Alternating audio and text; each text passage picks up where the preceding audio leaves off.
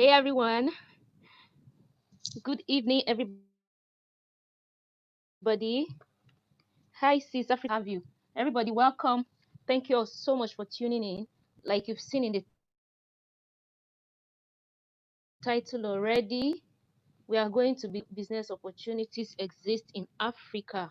A lot of you have been asking me questions around this topic, and I felt to do a stream on it. And because I'm not an expert, I have someone who is coming on today to share insights with us and to answer some of the questions you've been asking.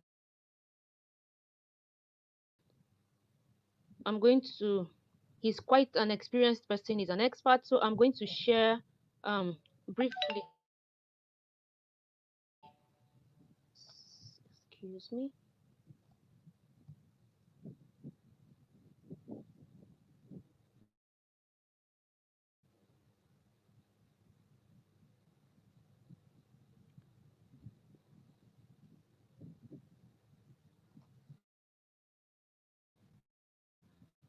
So he's coming on board to join us.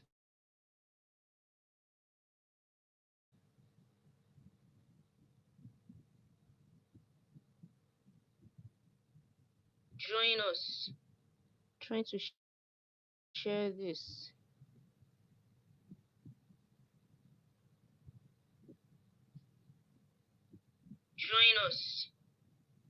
Trying to share this.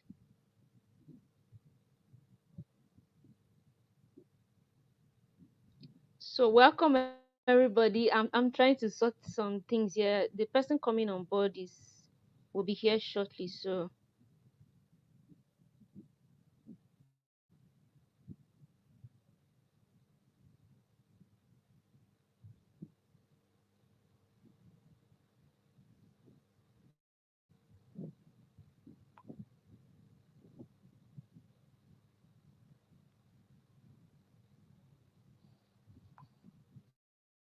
So we have about 13 people in the house already. Welcome everybody. Please kindly give the stream a thumbs up as you walk in.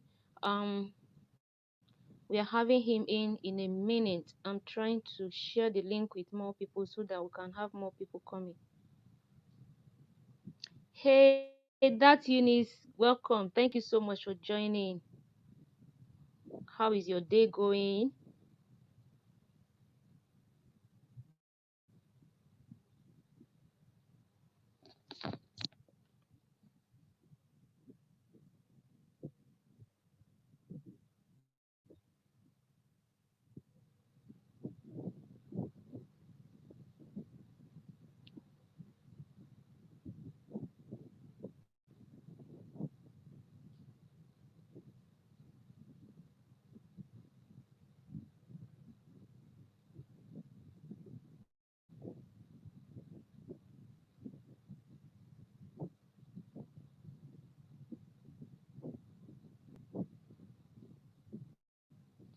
Yes, Eunice said she's been looking forward to this stream. Me too. I've been looking forward to it. He's joining us very shortly. Before he comes on, I'll quickly like to read his professional bio.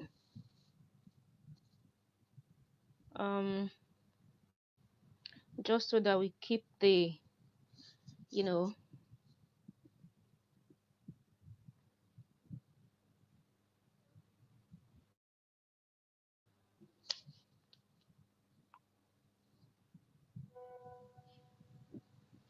So his name is Tochukwu Egesi.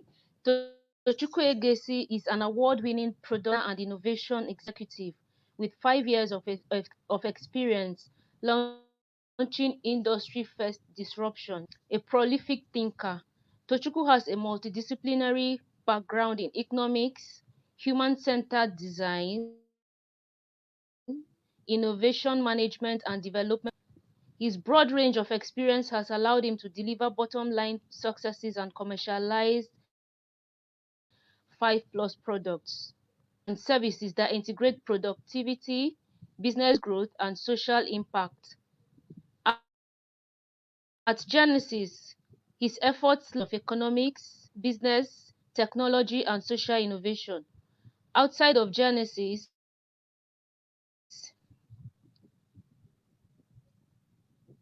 so Tochukwu has joined us. He's live with us now.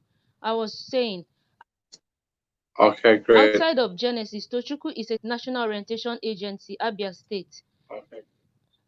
Uh, and and yeah, I just has worked with the UK National Trade and Prosperity Office on. Tochukwu, just hold on. yes, but I'm just trying to figure out. Hold on.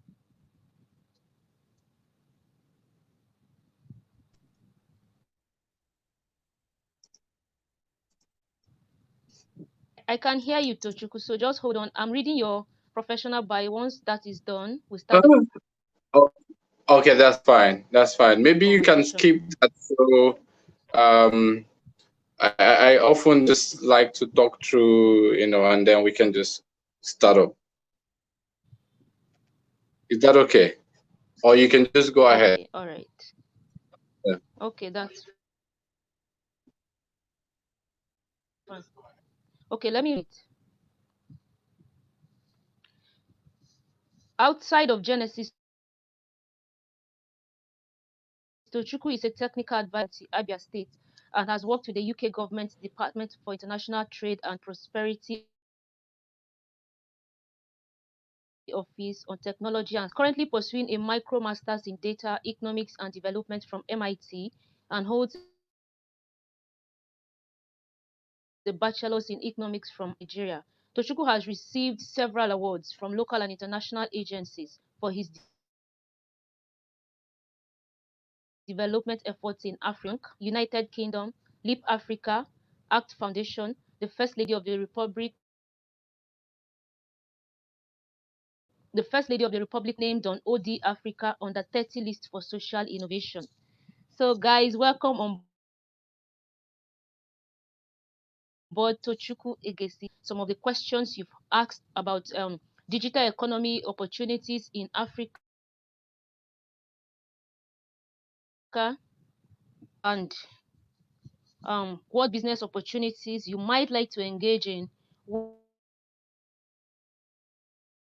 when you come repatriate back to Africa and do business. So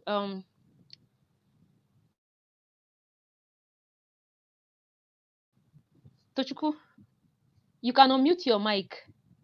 Okay, great. Yeah, yeah. Uh, Thank you very much, Grace, for that wonderful introduction. Thank you. And Thank you. yeah, thanks for inviting me as well. Um, yeah, so just a recap, on what she Yeah. said, and then we will delve into the topic. Just like she said, I work at Genesis, and Genesis is Africa's largest economics and development consultancy firm based in South Africa. At Genesis, I work with the financial services strategy team. I also head Genesis Digital Ventures, which is the arm of Genesis that looks into solution designing for some of Africa's problems with our clients and partners. I also run a small innovation center called Innovation Corner that does a similar thing, but we have an interesting focus on data and healthcare that we've done for like 2 years plus. Um, that we've done for like 2 years plus now. And is in when she mentioned all of the awards, most of it came from the activities that we've done at the Innovation Center. Uh, I also advised the National Orientation Agency in Nigeria, and most recently we implemented the COVID-19 response. So if you check the handle, you will see a lot of behavioral economics related nudges, trying to get people not to avoid the whole COVID-19 virus. So that has been the last project. Other than that, we've done other interesting projects with the National Orientation Agency from a technical and digital perspective. Um, Otherwise, from an education perspective, I have a background in economics and also doing my master's in data and economics. So I'm really happy to join all of the people here from across the world to discuss the opportunities in the digital economy in Africa. And, it becomes really interesting because I'm part of a team at Genesis currently developing the Malawi Digital Economic Project. So what that means is that we're designing a roadmap for Malawi to deploy their youths in the opportunities that exist in Malawi. We've done, as a firm, we've done that in South Africa, called the South Africa and the Digital Age Project. I wasn't involved with that. And we are also doing a similar project in Uganda, and we are hopefully going to start that in Nigeria after the crisis. But at the moment, it's going on in Malawi and Uganda. So really, we've seen, and as a person, I've seen loads and loads of opportunities that the whole technology ecosystem has now created, and it becomes really interesting that I was just telling a friend of mine, that my neighbor exactly, that the COVID-19 has unlocked the digital economy, and what we are now going to see after this time is what we're going to see after the crisis. Is that there's going to be a very high increase in what I call globally traded services. So globally traded services are one that will shock you would be a call center. So whenever people talk about digital economy, I just want us to take away our mindset from, oh, you have to be a developer. I'm still going to get to that, which is going to make up a bulk of our conversation. But then I want to talk about globally traded services. So in South Africa, just in Johannesburg only, I mean, not in Cape Town, just in Johannesburg, 4,000 people make a living by waking up in the morning and putting up their laptop to take calls from several customers working with different companies. So what that means is that you can now just set up on your sign up and become a call center agent for as many companies that are open to opening up their system for you to sign up on. And what happens is that you begin to take call. They do a training, and then you begin to take calls solving customer problems. So they give you access to their tools that you can use to solve those customer problems. And most of the time, all you need to do is answer a question for the customer who is trying to make an inquiry or something else. So this is just in Johannesburg, and Johannesburg is only a city in a province in SA. So not like it's a state; it's just a city, a small city. So 4,000 people make a living by doing that. We're not even talking about the whole Airbnb opportunity that is just all over the place. And after the crisis, that will jump again. But I know a lot of people outside Nigeria that all they do in life is to have one or two buildings and they just live on it every other time by renting it out through Airbnb and other platforms. So there are several opportunities that technology is now unlocking that were not available before. And it even comes to, even when we're looking for a job, right?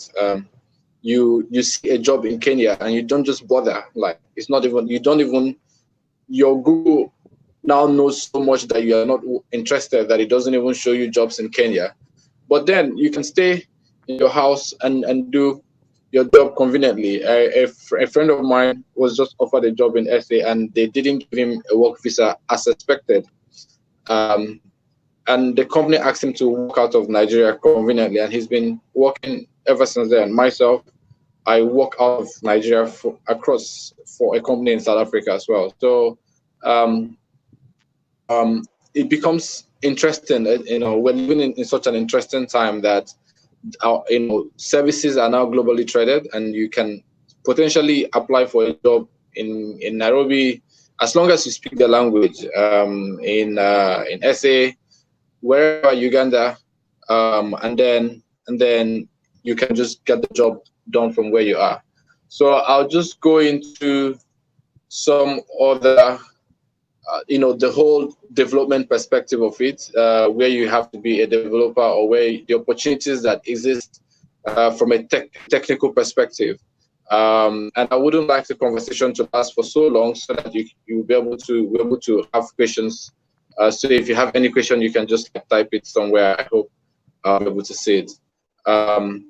So typically, in there are two approaches to, when you talk about digital and the digital economy. So it's either you are a service provider, that is where you already work for a company, or you are building a product that can be used in the economy where you are.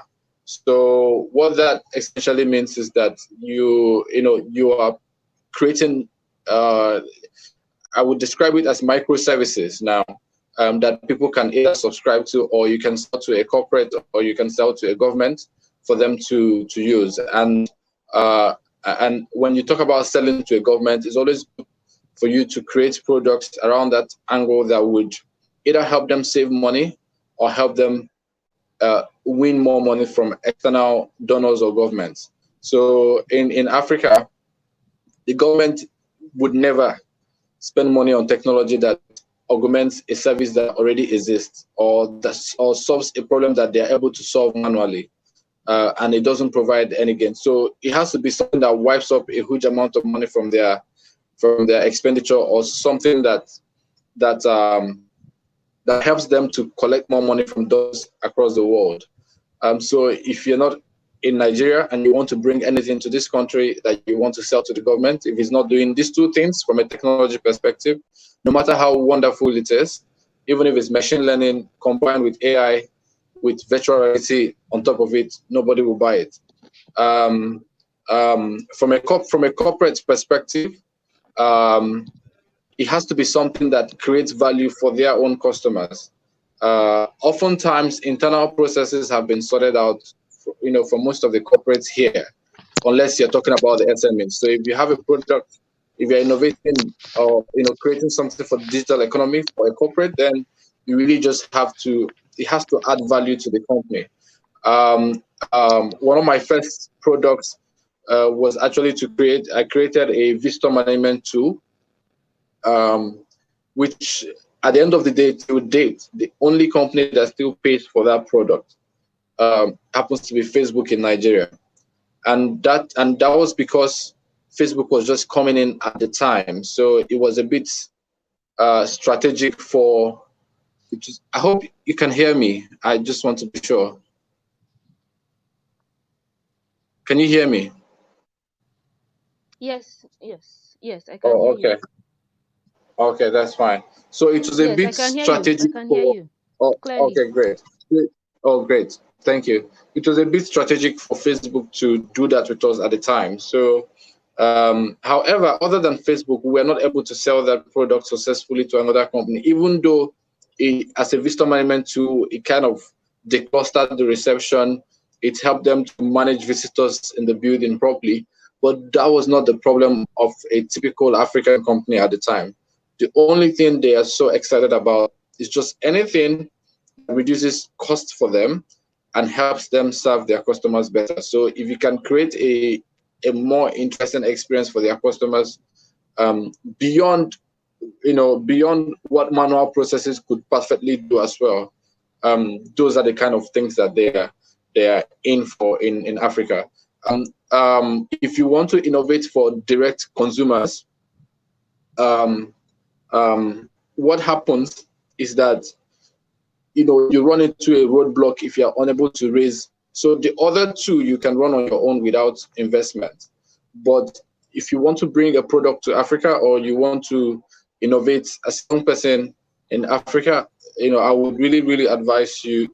It's either you just set it at the top of your mind that you're going to look for investment funding from venture capital organizations, or you would just not be able to pull it off, because if it's for consumers like B2C, you will find it really hard, funding your marketing component of the product. you may be able to build a perfect product, but it will just be so difficult to get the word out there.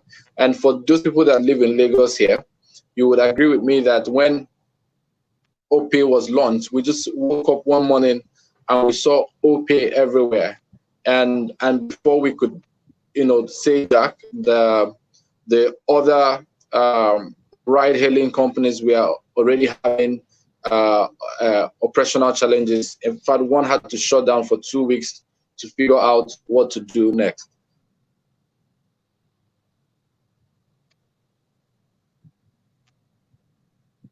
Okay, so there's a question here. I will just take.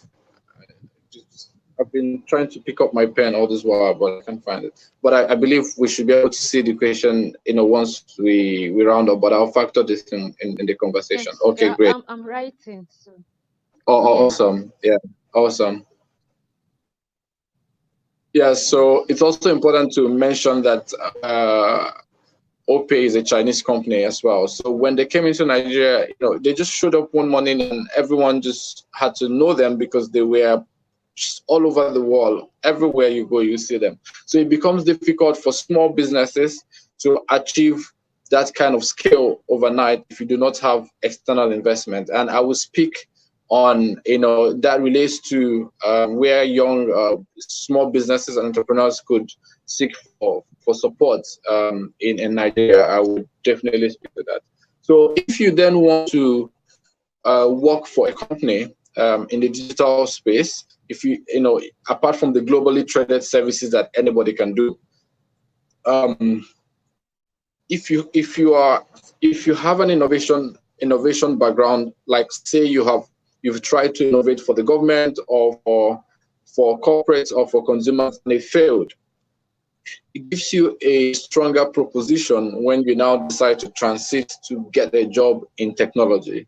So what happens is that you have actual product to show what you've done in the past, unlike someone who and also the tenacity to push for success, because it becomes a very interesting skill set that employers are now looking for, beyond actually. So if you're not going in for an entry-level role, employers are very excited to see that you have that tenacity to make things work, to make things happen.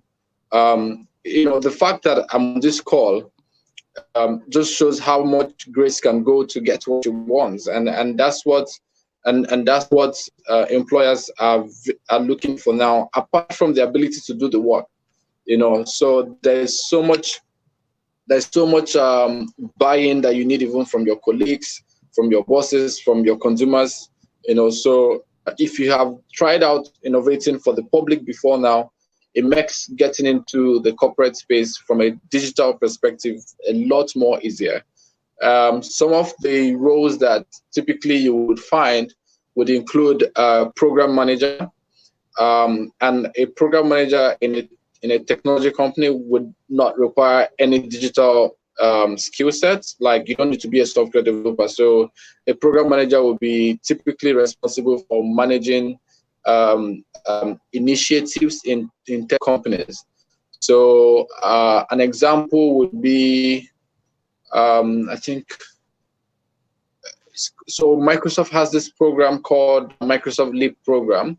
I spoke at the program like 3 weeks ago, yeah, or so, yeah, before the 5 weeks ago, before the lockdown. Yeah, and then the program has a program manager, and that the lady who is the program manager is not a developer, but she works at Microsoft in Nigeria. So my point is that there are several program manager roles with Google, with Microsoft, with Cisco, with Oracle, with any tech firm, because they need people to manage all their numerous initiatives, and those are things that people should look out for. And then we get into the typical tech roles. There's a role called the QA quality assessment analyst, typically for entry level developers that are you need a foot in the door. So say you're an enthusiast and then you're not a developer, but with that, you can get into the room. You can get a job in a tech firm, and then you would grow from there. Other roles would include software engineer, computer systems engineer, information security analyst. One could also call that the cyber security analyst as well. And I'll tell you this for free. Cyber security is a big issue in Africa right now. I just completed a project, very well funded project, where a donor was trying to understand what are the cybersecurity and the human rights issues around cybersecurity across the region at the same time. Oh, okay. So they just took my light and switched to energy. So they were trying to understand the opportunities in cybersecurity in Africa, where loopholes are and how to cover it.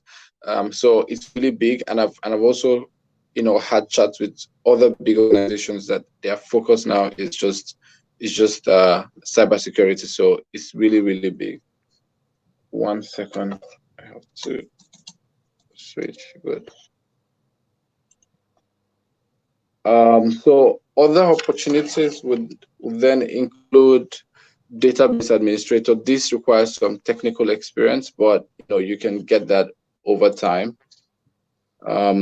And then the other is to be like an IT manager, which requires that you have some years of experience. But these are like typical roles that are there. Growing, in demand now is the AI, artificial intelligence skill set. We have what is called AI for Saturdays, run somewhere on the island. It's just a community of young people, teaching themselves how to be AI experts. And I can tell you for free that AI companies across the world that want to start up in Nigeria would typically go there and just pick up candidates. So what they do is to create a challenge, and they would at that AI Saturday they will just form a team and then try to solve that problem. Whoever wins, the company just hires all of them, and that's it. I see that happen all the time. So we also have network engineer. So network engineers, if you know. Okay. Tochukwu, so what we are going to do is. Yeah. Yeah, go ahead.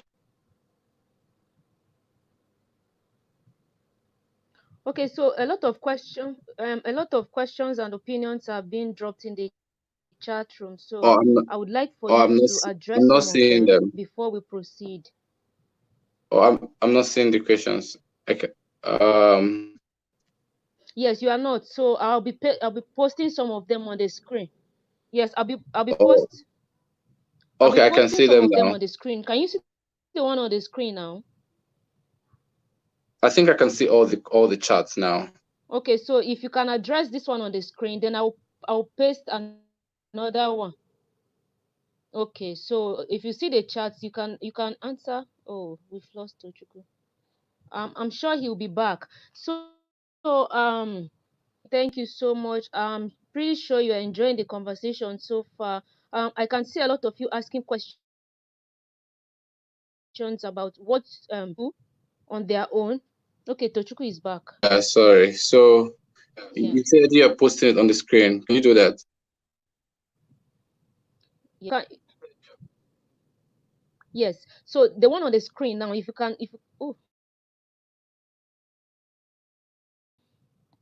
okay, guys, excuse us. The network in Africa, in Nigeria in particular,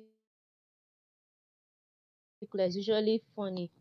Okay. So once it's back. Yeah, I'm here now. So you're putting it on the screen, right? Yes. Okay. There is one on the screen already by Eunice, but I'm unable to. Companies.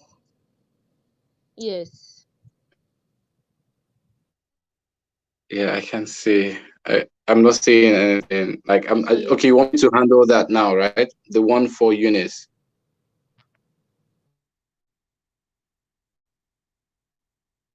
Or do I just check the chat? Programs are in place to help small businesses, entrepreneurs, etc.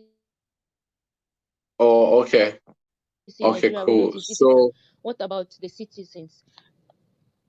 Oh yes, so I will just start with that. There are several incubators in Abuja and in major cities now, Port Harcourt, Abuja, Lagos, of course, and even Aba. So there are several incubators and accelerators, and I think the first time we met, Grace, we met in one of the incubators, right, in Lagos. You came to the hub in Yaba. Yeah, so there are Yes. several incubators across the country right now. And if you're in Lagos, there's literally like a hub or an incubator um, in every major area of Lagos. So what that means is that there's now a lot of private sector focused support in the country. So what the incubators would typically do is that they have several programs depending on the different stages you are in your business. So if you're in the early stage business level, um, they'll give you $5,000 or $5,000 to $10,000, and then they will take a little equity from your business, about 5 to 7%. But if you are the early stage, like past idea stage, they will give you 25,000 for 10%. So, and also give you an office space, give you access to their network as well, and a lot of other support. Um, Apart from that, there are other people who also give like what I call free money. So Facebook is in Nigeria, as I mentioned earlier. They have several programs. They have like two programs now that they run, and they give like money without taking equity in the business. Um, I'm just giving like clear examples of the ones off the top of my head before I come to what the government is doing. Um, Google now has a Google startup space in Lagos as well. So if you explore all of these private sector focused platforms, it can serve as a soft landing for entrepreneurs in Nigeria. From a government side, I also know that the government now has what Lagos State now has what is called Office of Transformation, and I'm happy to introduce anybody here who wants to speak to him or meet the head of the Office of Transformation in Lagos State. So what they've got at the Office of Transformation is that they they have this portal where you put your idea or whatever product that you have, especially products that are already live, not ideas. It's products that are live and working. So you put it there. That is, if you think that it will help, the government can pay for it and use it. So when you put it there, the Office of Transformation in about 1 week will invite you for a presentation where you would present that product to the DG or to the head of Office of Transformation in Lagos State, and then they will now be the middleman between you and the ministry in Lagos State that would actually pay for the solution. So Lagos State has that in place, and I know the person running it, and they are really, it's not like a normal government office. Also, Lagos State has what they call vouchers, office vouchers that they give out to young businesses, so that if you don't have an office space, they would give you that voucher for you to access any co-working space in Lagos State where you can work out for free for, I think, between 6 months to 1 year, depending on how you use the voucher. So if some people get up to vouchers for 4 people. So if you have a team of 4 people, you can have an office space, just to run your business. So I actually have one of those vouchers. Like I got one of it for my own company as well. So it's real, and I just applied. I didn't even know anybody at the time. It was much later I met the Office of Transformation team. So there are several other programs by the government to support entrepreneurs, but then I always feel like there's this notion that anything government, isn't just going to end fine or the process is long. But I can speak for Lagos State. They have really made every process online. Apart from that, there are also like investors that are just in Nigeria looking for who to put money into. So I can probably what I would do is to, open a sheet and just put in the links to those investors. So you have like Micro Traction, you have VGG, Venture Garden Group, you have a ventures platform in Lagos, you have in Abuja, you have like there are several resources in the country right now that can support what you're doing. And even the UK government has what is called the UK Nigeria Tech Hub. So if you're here joining from the UK and you want to bring your company to Nigeria, the UK Nigeria Tech Hub becomes your middleman. And they also have the International Trade Desk, um, um, also that supports UK companies that want to operate in Nigeria or Nigerian companies that want to operate in the UK. So there is so much support. The only problem I have with all of this support in the ecosystem is that a lot of people are not aware. So it's just the same set of people that you keep seeing in different meetings, leveraging this support all the time. But once you're aware, and as a woman, it becomes like women are given more privilege now, because over time, most of this support has been going to men, or men alone have been leveraging this opportunity. But now women are strongly advised to apply, because there's so much interest in equality now, to make sure that things are equally distributed. Yeah, I think that answers that. Thank you so much, Tochukwu.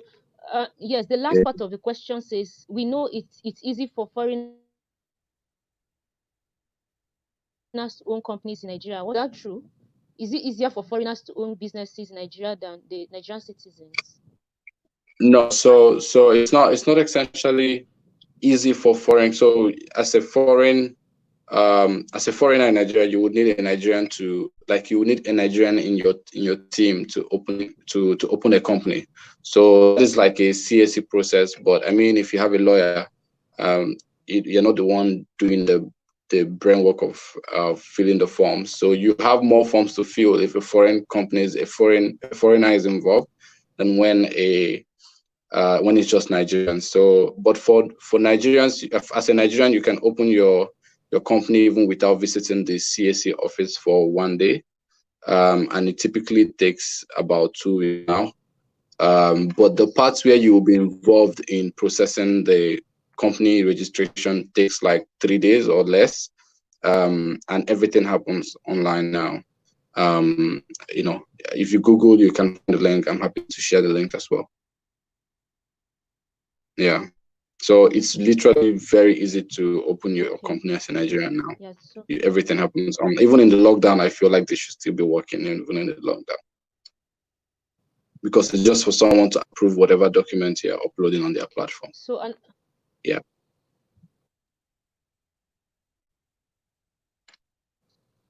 Okay, Yeah. pretty Go sure as ahead. well that it's easy for citizens to. I mean, I have friends who have registered their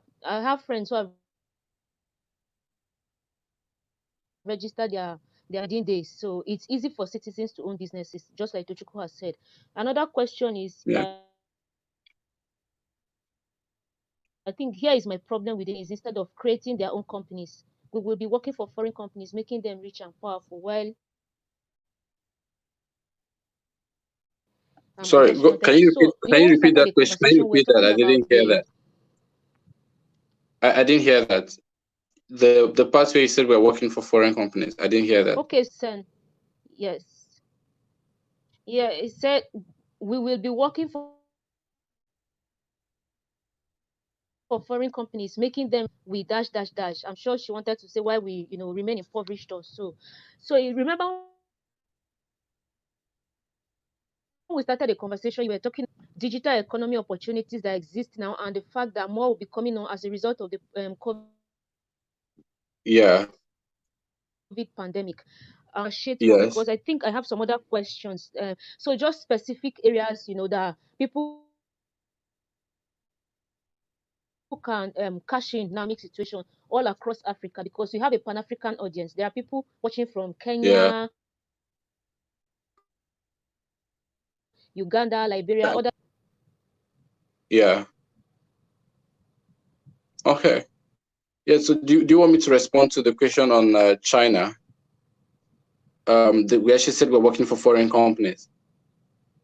Yes, Okay. So to that, like really, yes, the yes. the Opay, and if I'm you work, shocked to learn that yeah, go ahead. Opay was actually a Chinese company. I thought all the while that Opay was a No, no, Opay is a locally Chinese, owned a fully company, Chinese. and they were all over Lagos and other parts of Nigeria. Yeah, Okay, so Opay is a that's fully owned Chinese company. the concern this person is raising. So what are those digital economy opportunities, and in the wake of post pandemic, a lot of things are going to Yeah, change. yeah. So really, like post the Like crisis, you what just is said. going to, yeah, just like I said, post the crisis, there will be more opportunities for people to work from home, and employers across the region, or employers even outside Nigeria, would not have a problem hiring anybody who has the skill set they need, no matter where the person is.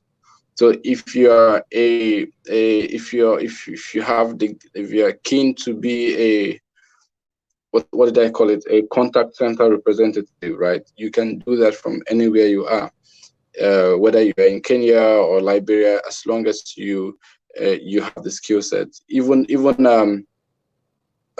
there's a company now that resources all the hires, even marketing staff, marketing communication staff, even accountants online, and then you work remotely for their own clients around the world. So such jobs would increase so much that after the crisis. So I'm just saying that people should really be very open to apply to any job, no matter where it is. Um, if they can provide, if they have the skill set, because the company might just say, oh, you're not within the country, or you're unable to obtain a work visa, so but you can work from where you are. Post pandemic, that is going to be a likely case, because we're already seeing it before the crisis, but post the crisis, I mean, people are going to be working from their homes for the next few weeks or months, as the case may be. So after that, there's going to be a lot of interest in having people to continue working from home. So after the crisis, there will be lots of job opportunities that are not restricted to where you are, to where you are. And oftentimes, if you work for a foreign company, it's always important to find out if the foreign company you're working for is is in Nigeria as that company, or they are operating through a promoter in the country. So what the difference is that, say you're working for a PwC in Africa, you are most unlikely working for PwC actually. So if you know what PwC is, so other companies like that would be Deloitte, KPMG, and EY. So what typically happens is that a local company in the African country would go to PwC at their HQ and get the license to run accountancy services as PwC in that country. So PwC would then tell them, look, you're going to be paying us 10% of whatever you earn, or 40% of whatever you earn, and you guys will share the balance. So what would then happen is that they will agree to that, and then they will not pay their staff according to PwC's global salary rate. So which is why you find that over here, people that work in these companies earn a little amount of money, because what they're not really working for the PwC globally, but they're working for the local licensee of PwC. So it's always important to find out this thing when the company is foreign. Find out if it's a promoter that is running the business in Africa, or it is actually the company running it in Africa. So once you confirm that, then you know what you're in for. That's when people begin to earn peanuts, even when they work for foreign company. Not that the foreign company really wants to pay them peanuts, but just that they are working for a promoter, and that doesn't end well. But oftentimes, it's if that's a good opportunity for you, you can as well take it and then use it to look out for those foreign companies that are actually here themselves, and then make it into those companies. So I'm seeing another company here. Instead of working for Google, Facebook, Microsoft, we should be creating our own companies like that. That is what we should be talking and thinking about. Yes, so which is why I really started from the innovation perspective. So there's a lot of room to innovate now in Africa, and as I said, there are lots of opportunities to support people that are innovating in Africa. So what really matters is taking action. If you have an idea, how can you take action to really create a product, and then scaling it. So one of the challenges that young people have in raising money to, or entrepreneurs have in raising money to create a company here, is that investors in Africa are only interested in products that can scale. So what do I mean by scale? Can 2 million people use the service tomorrow morning, without you going to talk to them? So if it's not technology, then that can't happen. At the time the pandemic started, Zoom had 3 million users. Zoom as a company had 3 million users. As at today, I'll just check that. Zoom customers.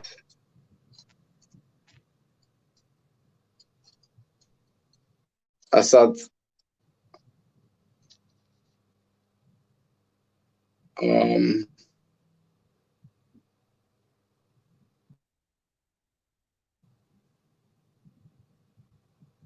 so they had Okay, you're trying to call up 300,000. information. I see. Yeah, so they had 300,000 users, and now as at Feb 2020, they had 12.9 million users.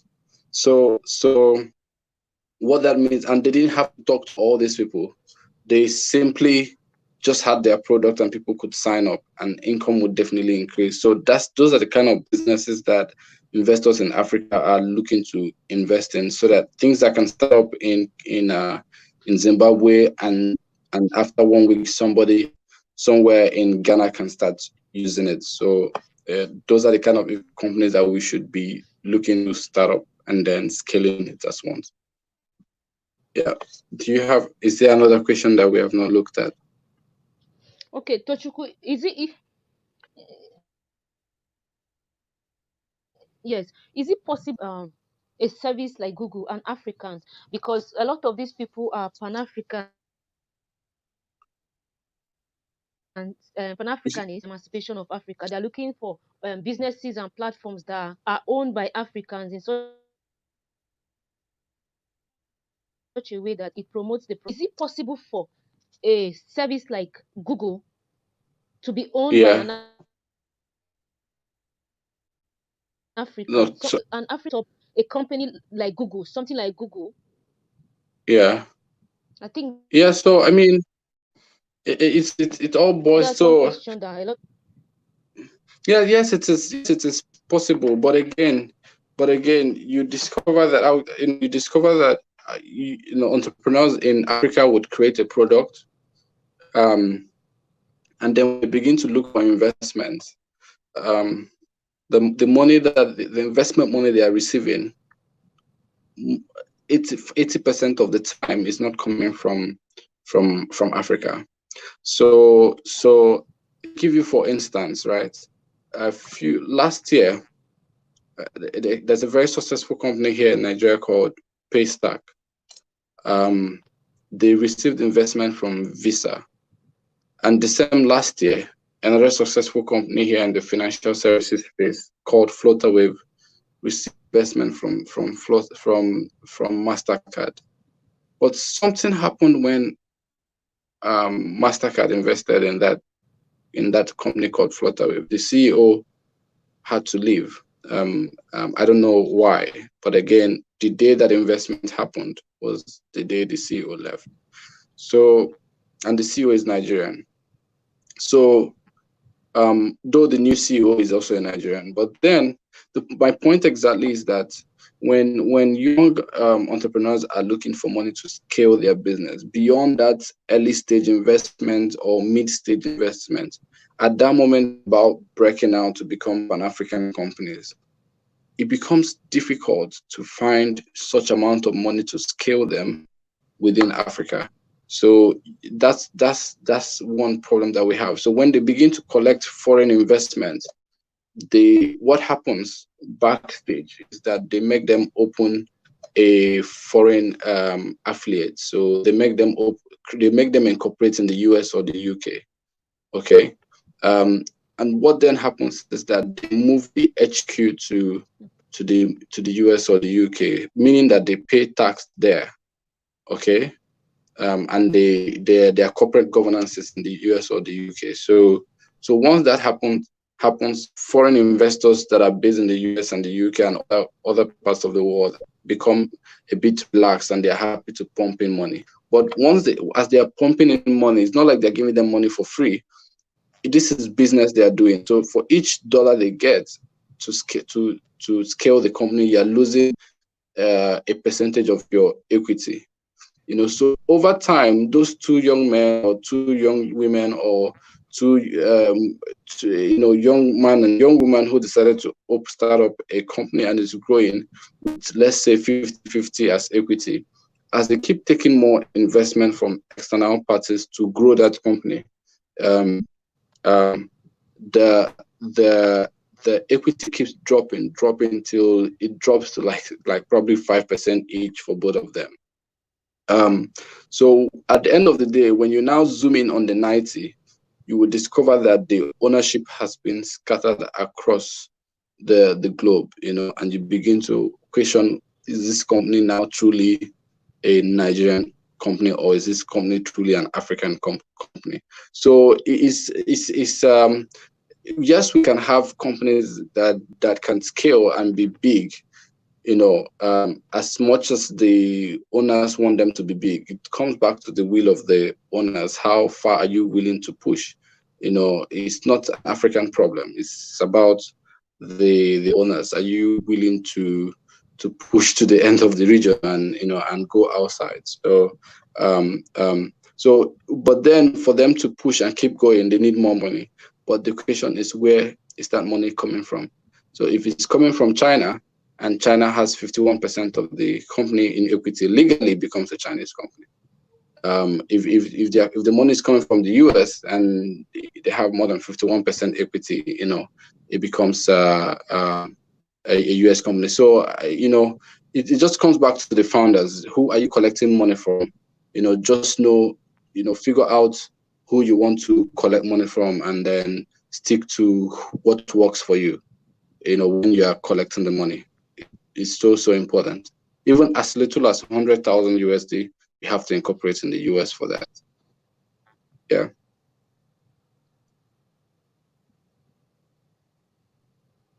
Yeah. Yes, Africa. We Africans So would it seemed really. to me like so if you are a startup and you really.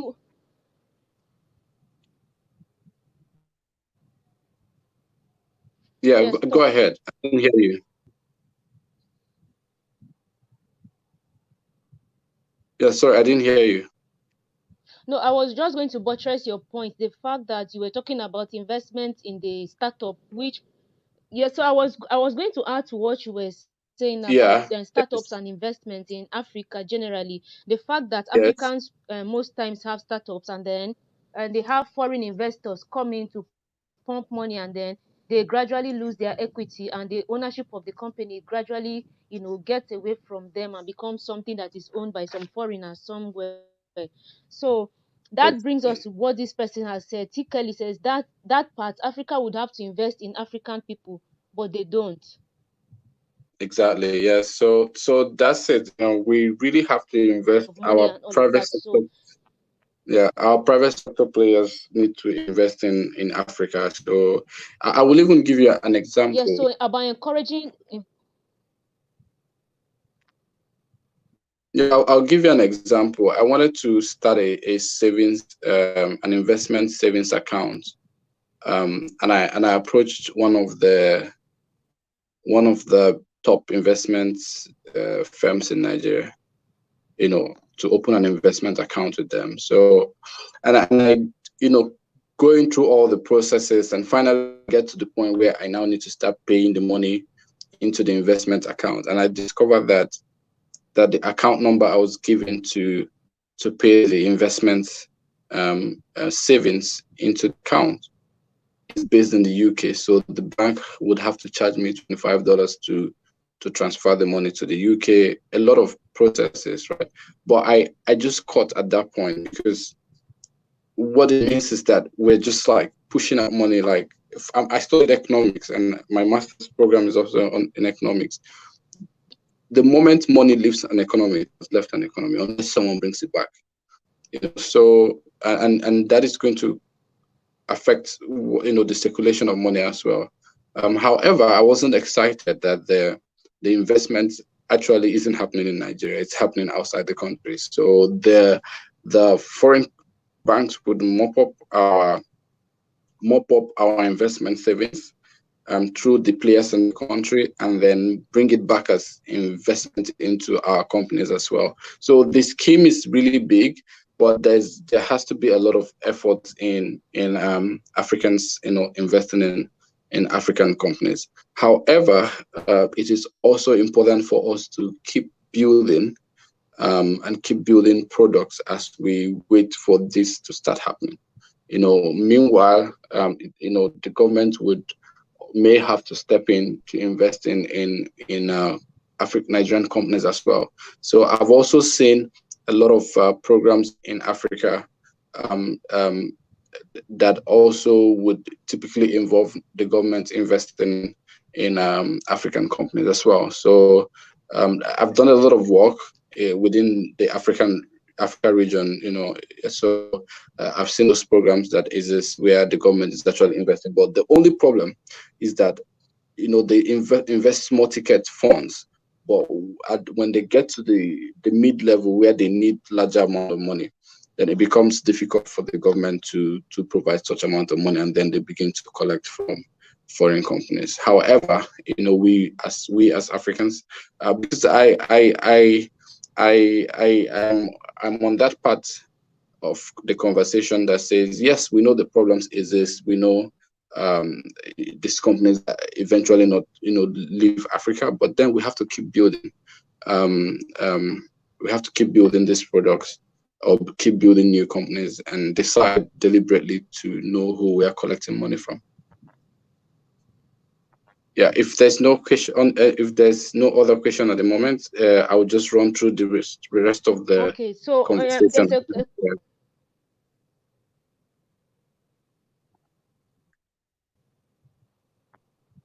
Okay, and just go ahead, and we'll probably come back and take questions later. Okay, great. Yeah, so I just have this slide here where I kind of like described the steps to take when you want to design a new product in technology. Obviously, the first thing is to get the idea, and next is to build the product. So how do you build the product if you're not a developer, if you're not an engineer? So you typically would need you would typically need 3 people. I will explain how that can come down. So you need a UI designer that designs the user interface of what people will see when they pick up your mobile app or when they go to your website.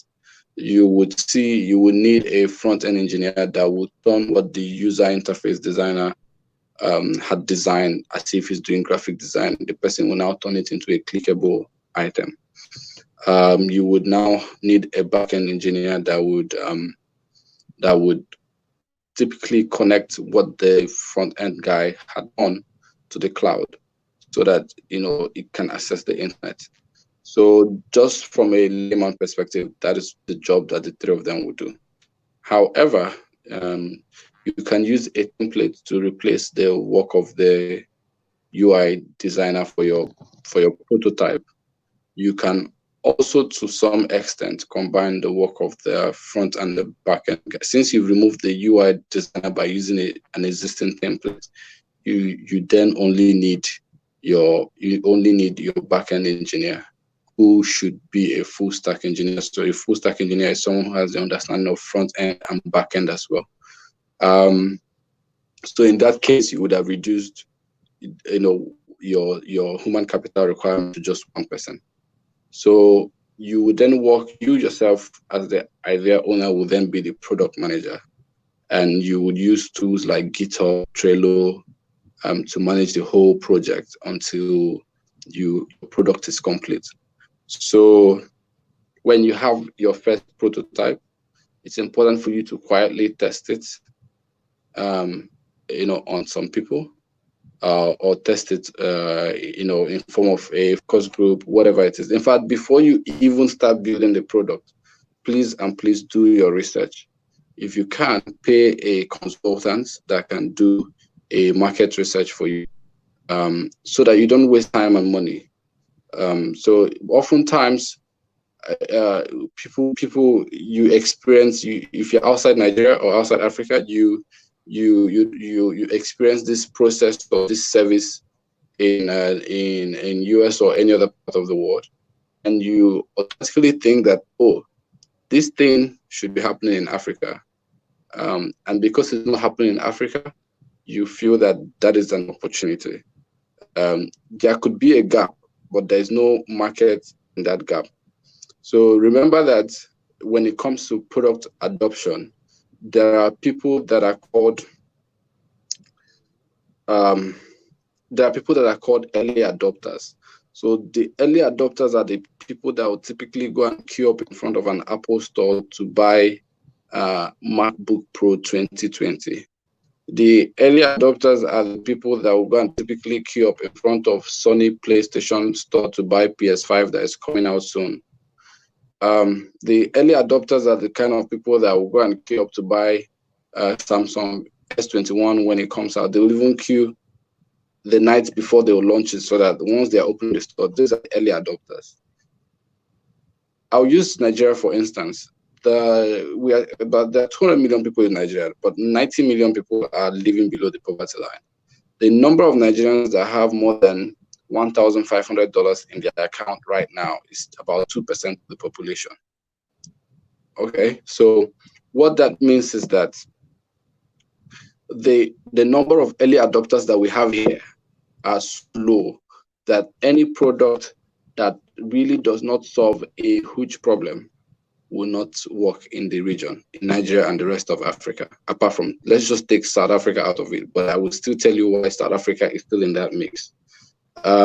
So what then happens is that you really need to do your research for any idea that is designed for Africa. Be sure that, one, there is a gap. Two, there's a market in the gap. And three, that gap you want to fill is not the future of another. And future here, I mean, is FEATURE. It is not the future of another product. So I see a lot of like startups or young entrepreneurs create a product that the bigger competitor that they have will just add as a future, and it's gone. The other product is gone, which is the situation that Instagram found themselves in with Facebook, with the stories. So it's a future of that Facebook could have added, and Facebook literally just pitied them and acquired them, and they were smart enough to sell at the time they did. TikTok has been able to escape that by being very, very innovative. So while Facebook is trying to figure out where TikTok is today, by the next morning, they add a new feature. So they are being very innovative. So oftentimes people, you go to a store in the US, you see the way they check out, and you feel like, oh, that's the next big thing in Africa. But you have to really find out whether it's something that would work here or not. So pay someone to do some research for you. Pay a data company to collect survey data for you as well. Or you go ahead to spend money to build, so you don't get frustrated. So once you build, the next thing for you to do is to pilot the product, pilot it with your consumers or with a corporate or with a government, depending on who you want to serve. And at this stage, you have to do it for free, or if you can charge for it, very good. After piloting, you then need to like launch it properly. So it becomes more exciting for you as an entrepreneur to probably co-create or co-scale or co-launch with another company who is not doing what you're doing, but that product or service will be good for for the other person.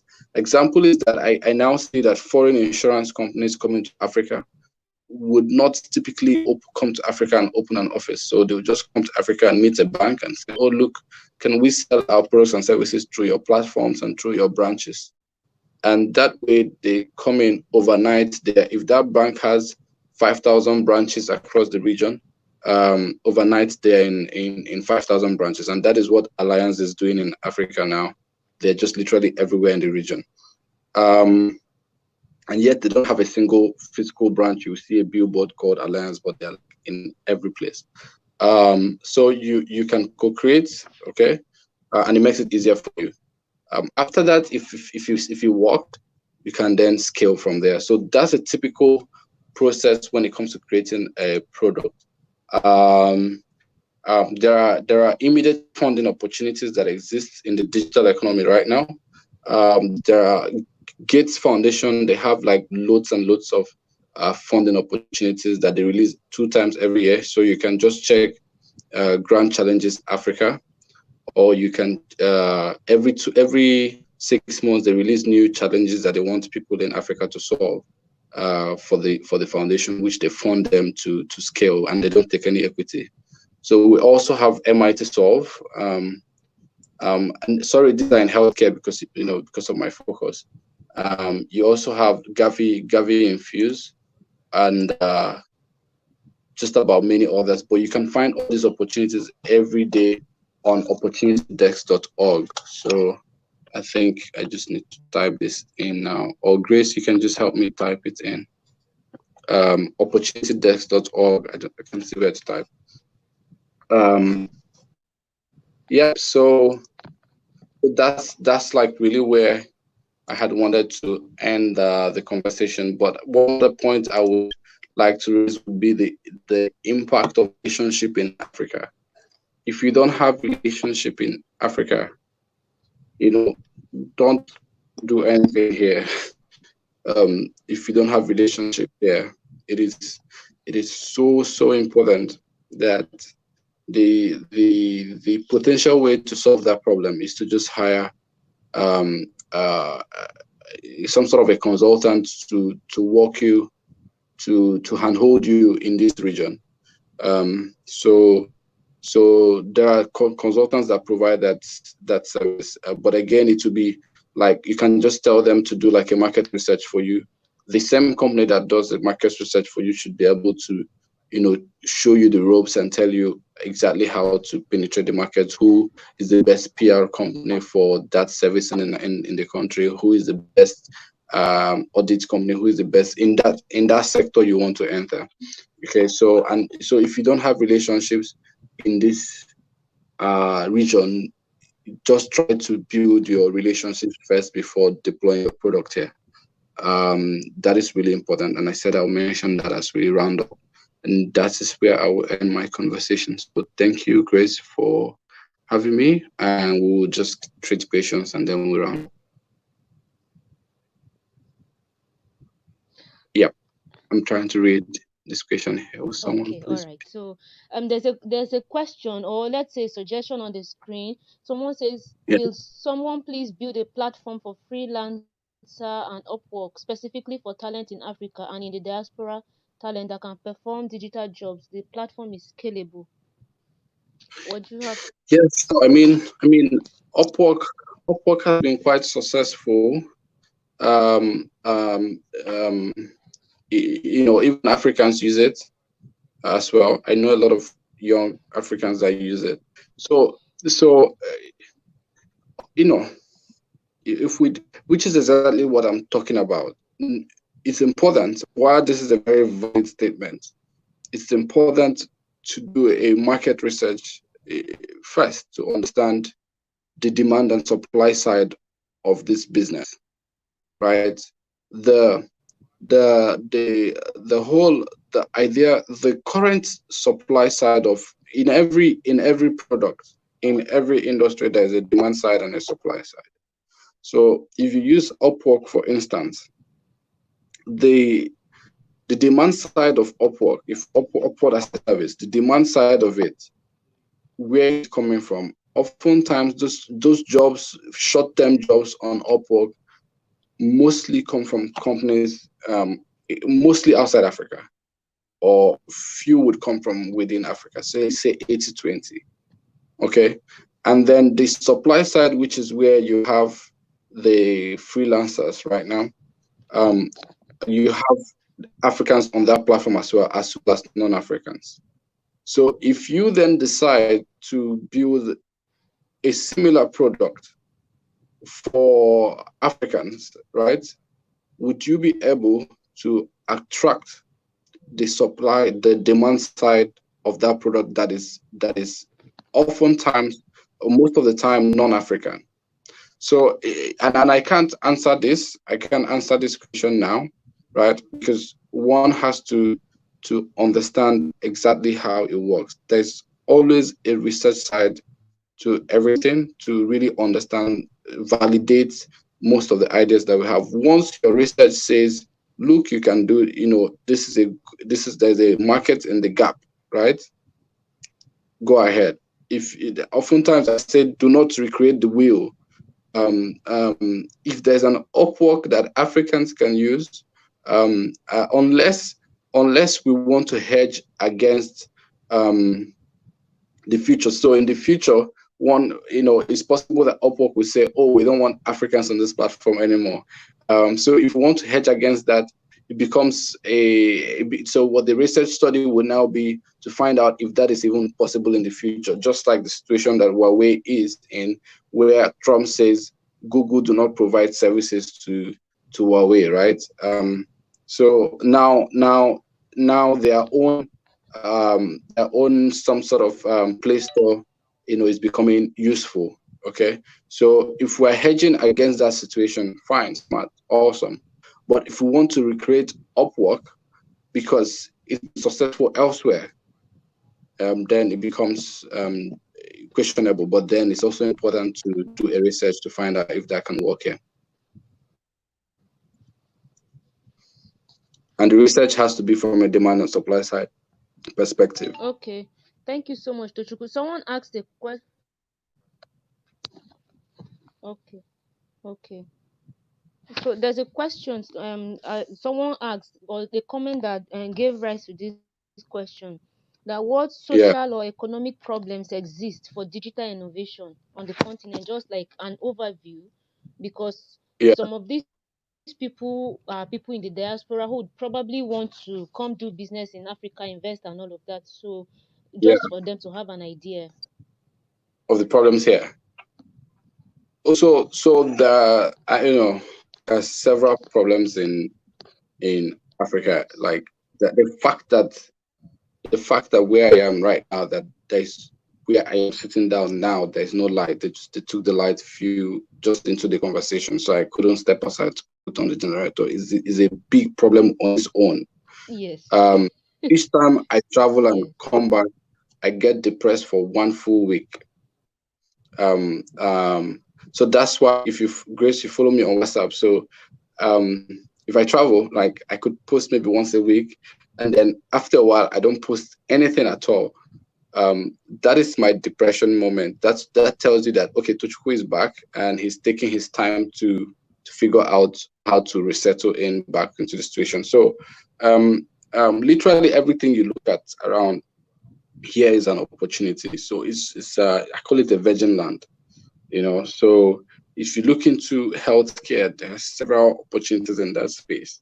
You look into agriculture, like, it's so much. There's no the level of mechanical farming here is not so high, and because we have a large population in Africa, over 1 point something billion people here in the region. So What it means is that if you produce any fast-moving consumer good, okay, it's most likely, if you do research and it says yes, it's most likely going to work because we have the population to absorb that.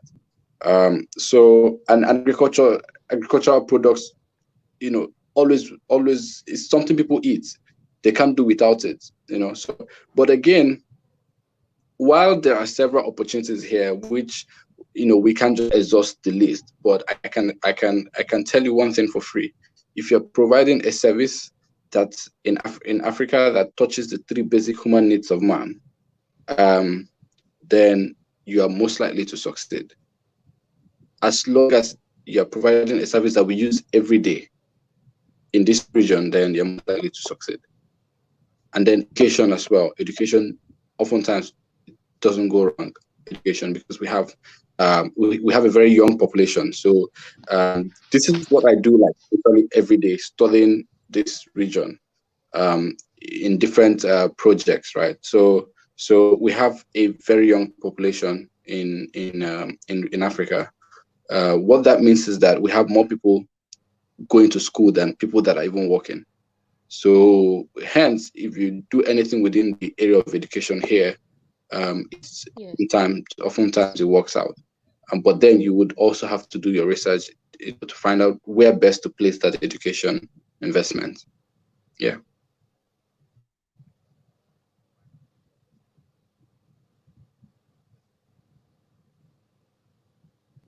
Okay. So, Yeah.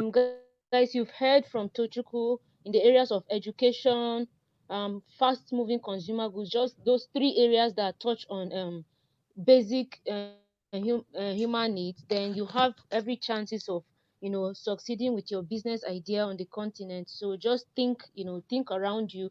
And like I always say this, you are in the diaspora, you've seen things that work. It doesn't harm you if you conduct a market research on the continent and then replicate some of those business ideas on the continent. I tell you, the other day, one of my subscribers shared with me, I think Eunice shared with me an innovative housing solution that is being implemented, I think in the US, and I saw it as something very good and something that can be replicated in Africa, in Nigeria, because of the housing deficit that we always hear about, and the unending housing needs. And I think we are going to do probably a whole live stream on that aspect of housing as well, just to see what models people can replicate on the continent, which will Yeah. succeed, because housing is another huge gap that needs to be fixed, you know and those models that she shared with me are things that can easily be replicated in our slums, and Yeah. it will serve the need, because a lot of the people who live in the slums because they cannot afford high cost housing, but these ones are, and they are sustainable materials that are used. So I think Yeah. we might have to do another live stream on the aspect of housing separately, Yeah. And but that's another yeah, aspect that people can consider. Then yeah. I think you should somebody also talked look about digital into. money not being real. Okay, go Oh, ahead, okay. Tochukwu. Yeah, I'll probably respond to that. Digital money not being real. So when you say, it becomes difficult to understand what digital money the person's talking about. If it's Bitcoin or it's person talking about electronic transactions. Um, Oftentimes there's a wrong opinion about electronic transactions in Africa.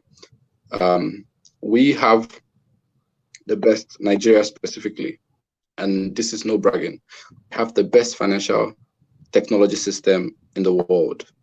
And I've been to the US, I've been to the UK. Before now, before before last year, if you send money to someone in the US, the person will not get the alert immediately. So it was Wells Fargo that first started the process of immediate alert sometime last year in the US. So if the person talking about digital transactions, Africa has one of Nigeria specifically, and I've been across the region as well. So I can say for free that we have one of the best financial technology systems. At least if I send you money now, Grace, you get the alert immediately. That is a very big privilege. It used to be a big privilege 2 years ago in the Yes, US. now. Um, it used to be a big privilege. In Kenya, in Pesa, I was in Kenya. I was in Kenya in November. I was in Kenya again in December. Okay, December, yes, December. So probably came back in January, but this was like 2019 November and then December, 2 times in 2 months. Now for those 2 months, I can count how many times I give somebody cash. I can count if I did actually. I can't even recall. So it was the M-Pesa system I was using, and it works without the internet. So digital transactions in Africa is real. It's happening, and it is one of the best in the world. Um, yeah, I wanted to speak more about M-Pesa, but it's probably not relevant. However, renewable energy is so important now, and post-COVID, there's going to be a peak in demand for renewable energy. So renewable energy will be like your solar systems, right? Your solar mini solar boxes. So if you can check, so we have what is called Lumos in Africa.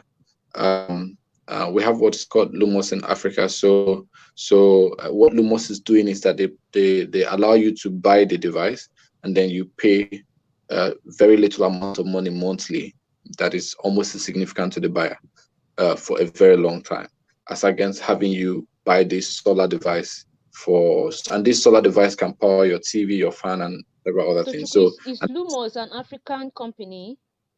no, it's not. They just use the MTN cover. So MTN is just their marketing pipeline, but essentially Lumos is not an African. In fact, the name of the company is not even Lumos. Yeah, so it's the whole Lumos is the MTN cover to it, but they came in through. So that's what I was saying about relationship. If you are coming to Africa, you need relationship.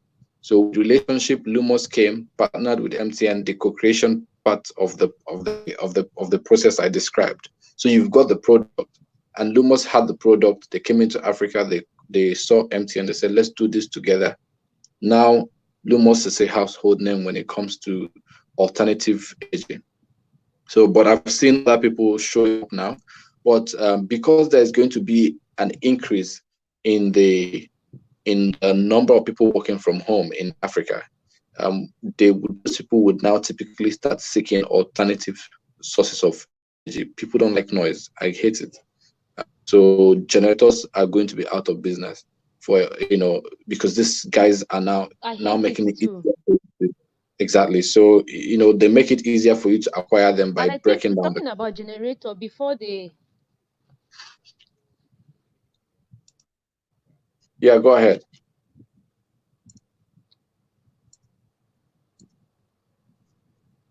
Yeah. Yeah, so I think before the COVID-19 got to Nigeria and the lockdown, I heard that the House of Representatives, as well the Senate, had passed a bill to ban importation of generators into the country. I don't know how true that is, but if that is true, then that's another market opportunity for people, for us to utilize solar energy, because we have abundant sun in Africa, in Nigeria. So Yeah.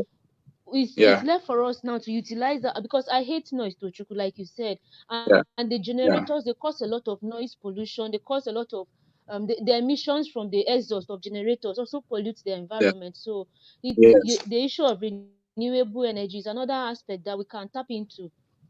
Yeah. That's absolutely true. And so actually in Nigeria, one of the senators actually raised the bill, but it wasn't passed. It hasn't been passed yet. Something that is still on the floor. But I mean, if they pass it, the country is not ready yet to replace the generators with our own power. So it may not fly at the moment, but it's something that could happen in the future.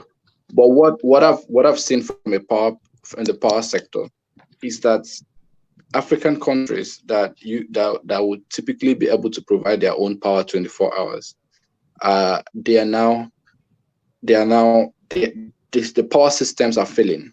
So in South Africa, where I spent the last 1 month before I came back, ahead of the lockdown, the airports shut down. They now take the lights in South Africa. which wasn't happening some years ago in South Africa. They not take the light, and theirs is even so bad because when they take the light in South Africa, the whole telecommunication system, is designed around the grid, so everything almost shuts down when they take the light, and it's actually leading to the recession that we're all hearing about that will soon happen in South Africa, and COVID-19 will accelerate that.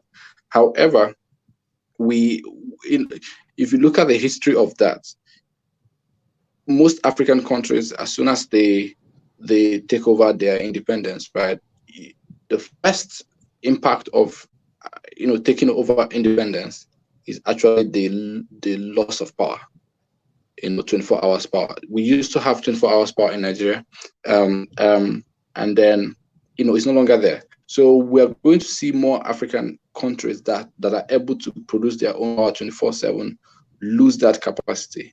So it becomes a good time for people to invest in alternative source of power like solar energy, because now people need it. Or every home in South Africa needs it. So that when they take the light, they just switch to that, and then. But in other places like Nigeria, we just need it for our daily life. So solar investment is super important, and it is something I wish I'll have to send you that report, Grace, for you to share with the community as well. It's just a very small report, a UN related report on alternative energy. It will just show you that there's a lot of focus on it. So anybody who goes into that space, you probably would spend money to just build your product or get a product, but your scaling would be other people's money. That is government money or donor funding. Yep, I think that's a lot on solar energy, but there's a lot of potential there. That's why I'm speaking so much there. Okay.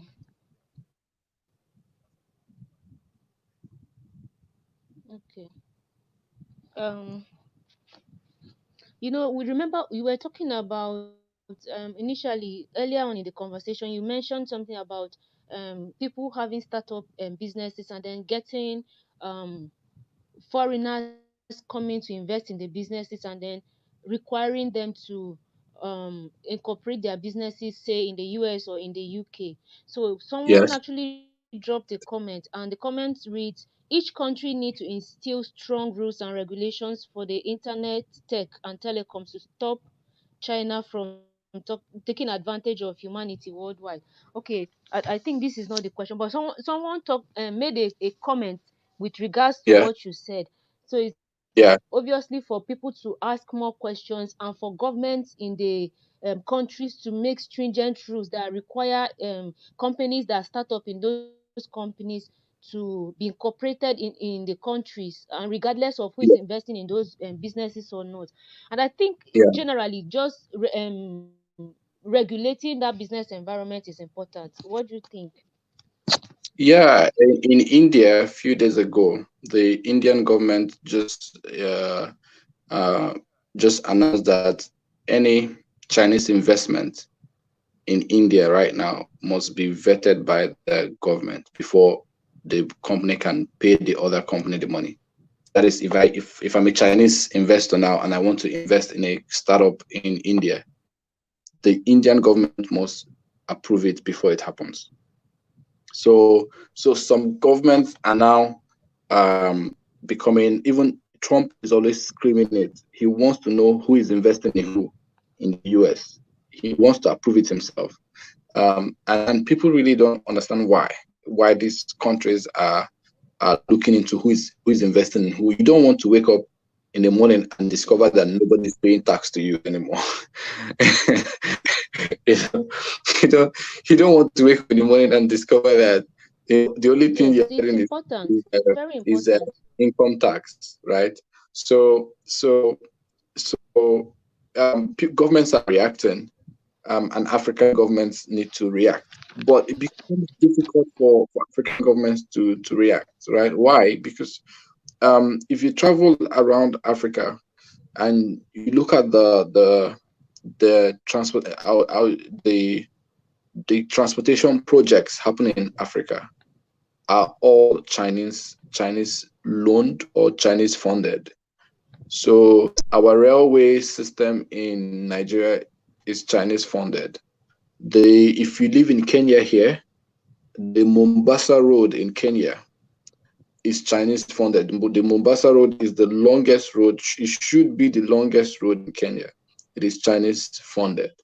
Um, Across Africa, just airports, whatever, name it, these are Chinese funded projects, and so what that means is that when they now want to invest in a company in your country, and then you tell them, oh no, you can't invest in this company. I mean, they would use the influence of all of those investments. I mean, you're owing them a lot of money and you're still telling them where they can put their money. Not like you're paying them back the money immediately there that you're owing them. So these things, when you see US aid bringing supporting several projects in Nigeria, you think they just love you in Africa. No, I mean, these are like ground softening projects, ground softening money that they are spending, so that when they now want to, when anything they want, they get it. Anything they like. If you, if I have a US passport, okay, you probably can't arrest me in Africa. Like, even if I do the wrong thing, it's so bad. Even if I do the wrong thing, like you may be able, if I do the wrong thing, you may be able to arrest me, right? But Do if I you know don't do what the wrong this thing, thing you just said is? yeah, go ahead. This thing you just said is true. I shared a video on my channel just yesterday about some Yes. foreigners, some white guys in the country Yeah. who violated Yeah. the lockdown rule, I think in Abuja, Yeah. and when the Okay. officials stopped them and were demanding from them the pass and all, they were acting like the officials asking those questions were inconsequential, like it was their right to move about even when the government has said we should Yeah. all stay at home. One Yeah. said is from the UN human rights, whatever. So you see, those are, Exactly. it comes back to this point you've raised. The fact that they think they've Yes. given Nigeria government money, they are funding things Yes. and supporting, so they can't do anything in the country. This is the same point you've They raised can now. literally do anything. If you arrest them, if they were arrested at that point, in the next 2 minutes, like immediately, they can't stop them from making a call when they're arrested. So once they make a call, they'll release them immediately. In fact, those people that arrested them could lose their job. Is that serious? So all this money coming here in form of aid, funding, investment, whatever it is, road construction, telecom construction, power projects, um, oftentimes makes us not be able to stand up to our rights, and it becomes very important for a word that is commonly used. It's called Afro-capitalism to become the order of the people should start putting their money here, investing here as much as they can, so that we can build our own companies.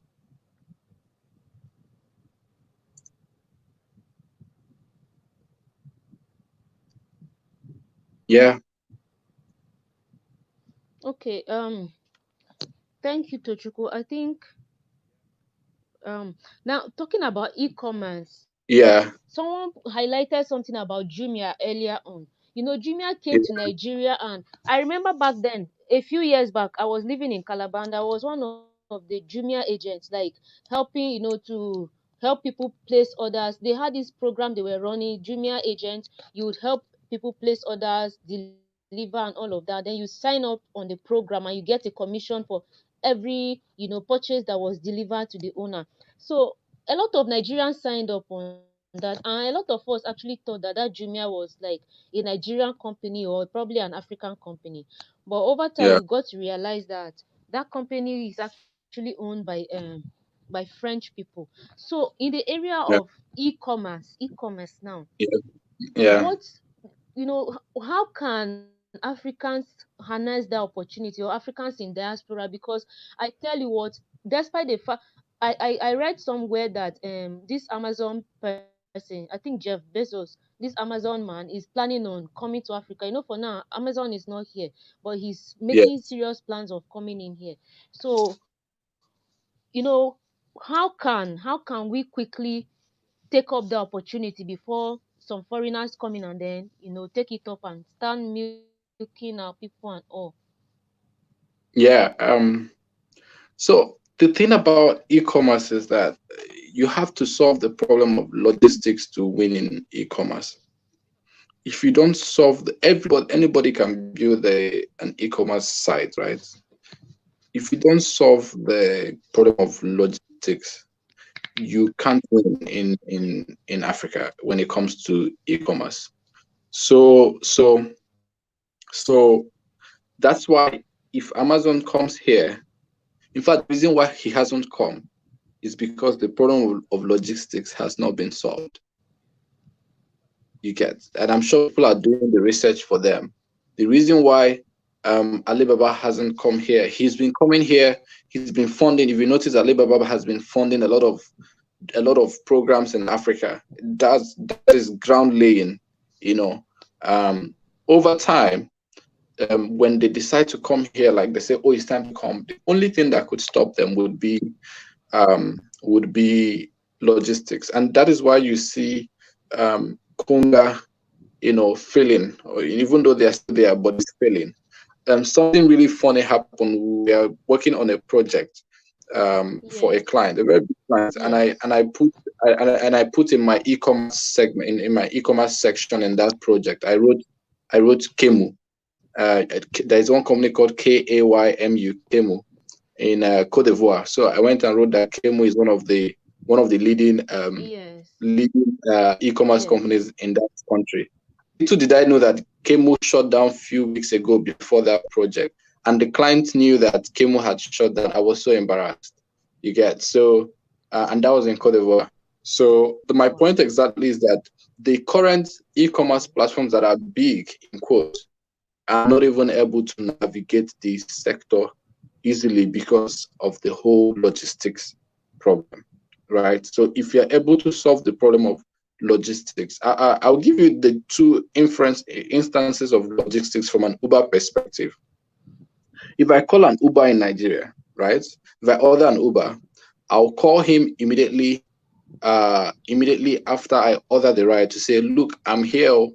Look, I'm after that building that is yellow. Look, I'm after that red gate. I will have to explain my whole life to the Uber guy, especially in Lagos. But in South Africa, I'll call an Uber and I would just not need to call him. After like 5 minutes, I'll Yes. just open my Very gate and annoying. I'll just see him in front. So these are different dynamics of logistics, even for a company as simple as Uber, right? So it becomes difficult if you don't solve the problem of logistics. Um, you know, Nobody can win. Even Jumia is struggling. So I'll give you current data. So the Jumia company is actually a German company, was actually a German company. Now, while they didn't see the future in Africa from a logistics perspective, they began to sell their equity, and now MTN owns a major part of Jumia. So MTN is the highest shareholder in Jumia, which essentially makes it an African company today. However, MTN is also looking for how to dispose that equity. Okay, so when people like Amazon and Alibaba would ask their research consultants to evaluate the market, and they give them this feedback, they would not just come. As long as people that own Jumia have exited, handed over to MTN a huge percentage of the equity. MTN itself is looking for how to sell off their equity in. So if you open the Jumia website, you will see MTN logo at the footer. You will also see one other insurance company logo at the footer. So these are the major investors now. And in some countries in Africa, you can order something on Jumia and pay with mobile money on when you receive it, even online, instead of you using your card, where MTN mobile money is operating. So Alibaba, Amazon, and the rest of it, we need to, as much as we can, we need to avoid e-commerce because the model has not been figured out. If you see the data on actual deliveries made, so it's one thing because of the whole trust issue that we have. The Jumia and the rest have now decided to do pay on delivery. Okay, but then what happens is that someone orders something and then the person won't eventually now take it upon arrival, right? So and the number of rejected or on sorry, it's called incompleted fulfillments, right? The number of incompleted fulfillment is so high in Africa. It's very, very high, which now would make discourage the sellers and as well as the company itself from running. So we've seen a lot of e-commerce companies go down. So it's becoming discouraging, and that's why the likes of Amazon and Alibaba won't come themselves. And when people should just really avoid that sector unless you have the solution to logistics. I'm seeing some questions on the Africa trade. Yeah, so the Africa trade agreement, it looks like something The that free would trade have, agreement. yeah, so not essentially the free trade, but then the whole Africa trade pact, right? It looks like something that would have a headway. It's a conversation that's been going on for a while, and it's something that Dangote himself is funding, and that is quite impressive. So the whole goal is that you can move goods and services across the region without paying a lot of money or spending a lot of money in the process. That's like the whole summary of it. I believe that it should also include labor. So I don't need a work visa to work in Kenya or in SA or just about any other place. However, it looks like it may happen because they now have a DG, the Director General for that within the African Union, and nobody would hire a Director General for the Africa Trade Program if it's something that wouldn't happen. And a lot of the African countries have started signing the pact already. So once all of them signs it, it's as good as done. So once that happens, it's really going to impact a whole lot. I'll give you the first impact, even though that wouldn't be exciting because of the nature of things. So in South Africa and Kenya, they drive from the left hand side. No, from the right hand side. We drive left in Nigeria. Okay, and cars in South Africa are extensively cheap when compared to the same car in Nigeria or West Africa. Okay, so if we have the Africa Continental Free Trade Agreement, I'll be able to buy a car in SA and quickly just move it down here. But because the wheel is on the right hand side, it just doesn't make sense. However, the reason why the car is cheap in South Africa is because their own wheel is on the right hand side, right?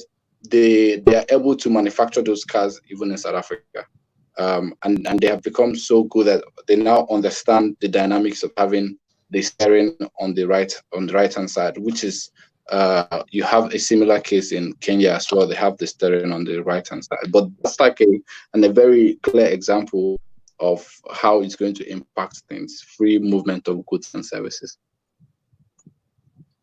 Yeah, let me see if we've got.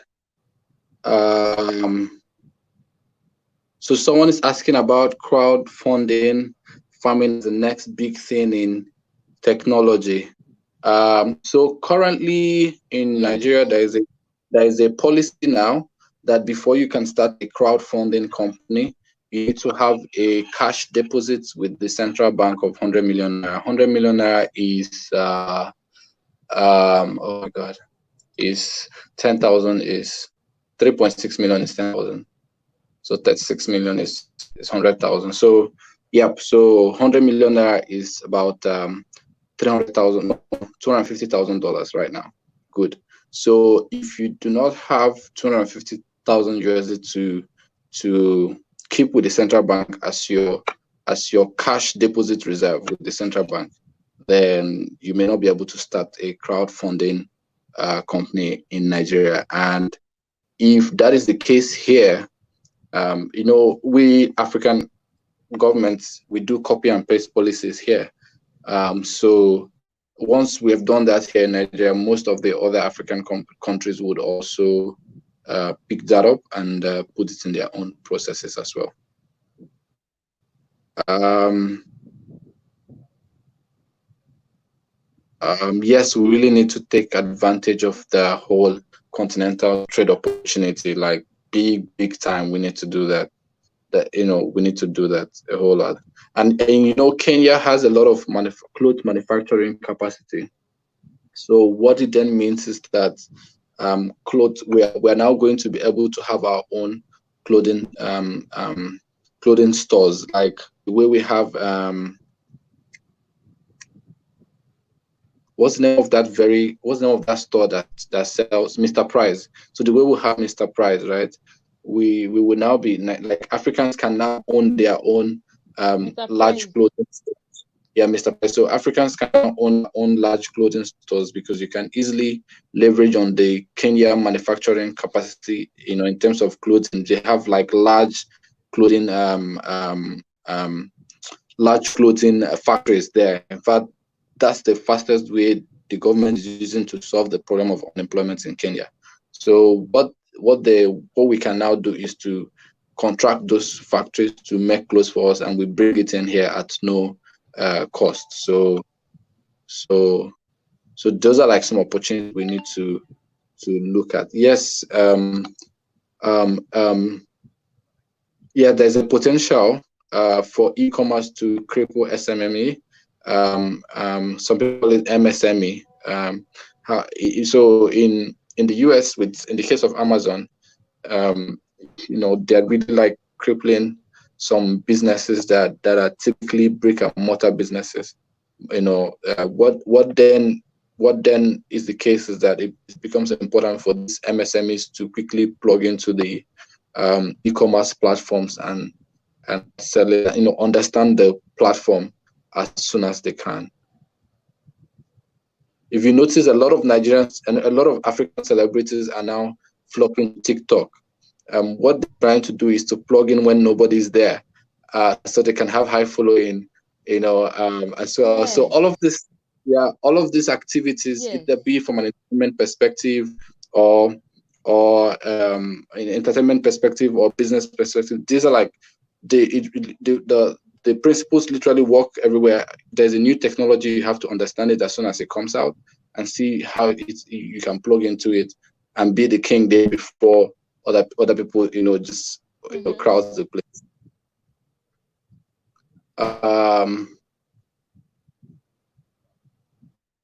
Yes, we really have to start something now. We have to start something now, um, so they can grow. Yeah, so I think Eunice, you're saying Yes. So you someone like is to also grow. talking about copy and paste. For Yes, yes. See, there's nothing wrong with copying and pasting, okay? But the only thing is that Africa is a different climate. Like, I can tell you for free that that Nigeria is actually 36 countries in one. Okay. Um, so if you go to Tanzania, Tanzania is a different world altogether. In Zimbabwe, currently in Zimbabwe, there are two legal tenders in Zimbabwe. So the US dollar is in use, the Zimbabwe dollar is in use, and they hope that by 2023 they will phase out the US dollars in Zimbabwe. So wow. right now, legal tender is US dollars and Zimbabwe dollars. So like Africa is a different world. I spent the whole of last week, because I'm working on a project in Zimbabwe now. I spent the whole of last week reading reports from Zimbabwe, IMF reports, UN reports, World Bank reports from Zimbabwe, and the annual Reserve Bank of Zimbabwe report. You discover that it's a whole different world altogether. For such a country, you can't copy a policy that worked in China and paste it. You really just have to understand, why is this even happening in Zimbabwe? And then we need tailor-made policies in Africa. Yes. in order to make things happen. What worked in Kenya may just never work in South Africa. So I'll give an example. In South Africa, you've got loyalty programs. Card companies do loyalty programs, banks do loyalty programs, airlines do loyalty programs, and it works. Mm. In Kenya, loyalty programs, just people don't even know whether they're loyalty program in Kenya. And Grace, I'm sure that you're not aware of any loyalty program in Nigeria. So things that work in one place in Africa will not just work somewhere else. So example is mobile money, right? Mobile money has worked in Ghana, it has worked in Cote d'Ivoire, but it has failed extensively in Mauritius. Mobile money has failed in Mauritius extensively. Mobile money has failed in Nigeria. Like here, no telecom is able to create their own mobile money and succeed. Even MTN launched Momo and it's not working. Like people are not using it. So things that work in one country in Africa oftentimes just never works in another one. Really dynamic set of people. Interesting. So someone is talking Mm. about Amazon, just trying to start an e-commerce company here. So e-commerce is, if you isolate e-commerce, it's not interesting. But if you consider e-commerce as a hub, it becomes interesting. So you look at, if you go to some Asian countries that have solved the problem of logistics, you discover that in Singapore, there's a company called Grab. It has become a super app. You do everything on Grab now, just the way you would do on WeChat in China. Um, um, and that is what I see. Uber is trying to, and that's one of the ways e-commerce can work. If you consolidate a lot of services, so that when one is failing, you can be getting services from the other one, and then when you consolidate, you can make a profit. And that's what Uber is going to implement in Africa soon. Because when I travel to some African countries, you will see that Uber has but but in another country they don't have a bike, they have only cars. So they are probably just doing the first process of piloting in Africa, you know, testing different services. Where would this work more? Where would this not work more? And after a while, they're going to consolidate everything into one ecosystem and run it as a service. Okay, so we're going to see more logistics companies investing in e-commerce platforms like Jumia and the rest of it, because they now understand logistics in Africa. But until you like unravel the mystery of logistics in Africa, e-commerce remains a no-go area for now.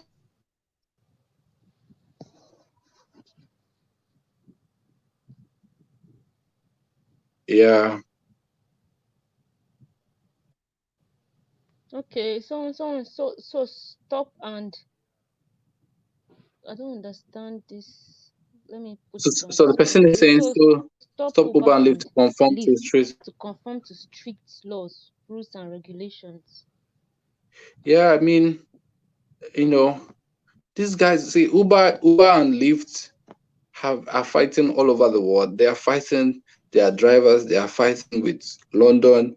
They are fighting with everyone. If London has not won yes, TikTok is a Chinese company. Yes, it is. In fact, TikTok is owned by a company called ByteDance. That then owns TikTok. That ByteDance is one of the largest startups in China, and they own TikTok. They own many other products as well. Um, so Uber and Lyft, they've been having issues around the world with governments and the rest of it, and these people have not been able to nail them to the cross, right? With all the legal system that they have. Um, so in Africa, it's going to be a bit tough, but we've seen in Nigeria that the government actually banned one of these ride-hailing companies, and somehow it's happening. I mean, they've banned them and they're not working again. In one of the states in Nigeria. Um, and if you're in Africa, you may have heard about it. So you know, there's a bit of interest to regulate them, and some people, these conversations are ongoing. But I did a project recently on how the government is relating with technology policies, and one of the things I learned from that project was that Nigerian or African policymakers are still trying to understand technology. So when they understand technology, they will be able to regulate it. For now, they don't. So they are still trying to understand it. As soon as they Yes. understand it, they will be able to regulate it. But if they don't understand it, Yes. most of them don't know Yes. what Uber is because they have chauffeurs driving them around, I agree with so you it's easier to 100%. understand. Yeah, so when they understand it, that's the only time they can regulate it. Yeah. Um, Exactly. Exactly. so when you So talk about the guys, challenges give for, this I live just, stream a thumbs up. I know we've had interesting conversation and you've learned some. yeah, so there's a lot of raw Yes, material for Tochukwu, go innovation ahead. in Africa. Yeah, there's a lot of raw material. It like young people are taking their future into their hands in Africa now. And you know there's so much enthusiasm for technical talent development now. Young people are learning how to code. Young people are learning how to be engineers on their own from their houses in their rooms, and some of them even get to work for the big companies living here in Africa, living here in Nigeria, living here in Kenya. So um, yes, the raw material is here, but we are still hoping that there is more. In fact, that's a good investment opportunity for anyone outside here. If you can invest in training, young Africans to become developers, you're going to make a lot of money from doing that because it's a big market. They now know that the talent is here, and you can see that they are coming here. In fact, Yes. when the Twitter CEO came to Nigeria, everything that happened here is feeling like last year. However, um, the Twitter CEO came to Nigeria. I hope he came this year, but maybe he came in December. But then I just feel like it happened last year because a lot has happened in 2020 already. So I feel like all those things are last year. I think it was in However, December. oh, Yes. it was December. Right? Okay, so he came to Nigeria in December, and on the spot, he hired a Nigerian. He had a Nigerian on the spot in Africa. He hired a Nigerian. So, and he wouldn't have done that if that guy wasn't super talented. And this is a guy who had sat in his house and essentially recoded Twitter to work the way he wanted it to work for him. So the guy was just asking a question in one of the Q&A sessions with the Twitter CEO, and he's like, "We'll hire you to join us in the US." So I don't know where the guy has moved abroad, but probably he's just working from here. However, the talent is here now, and we need more of that talent.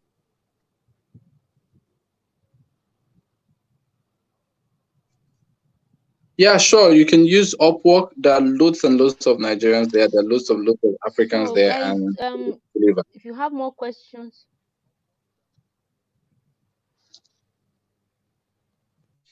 Okay. so guys, if you have more questions for Tochukwu, please post your questions or your comments. Otherwise, I think he has done so much. He has given us a lot of information, shared insights with us, and we just can't thank you enough, Tochukwu. I sincerely appreciate you for coming and sharing your wealth of knowledge and experience, and I'm sure everyone here has learned as well. So guys, if you have questions, more questions for Tochukwu, please post them. Otherwise, um I'm pretty sure Tochukwu would like to, Yeah, you can probably leave my email. or if you have You more can leave my information email. you would like to share with us. Okay, please do.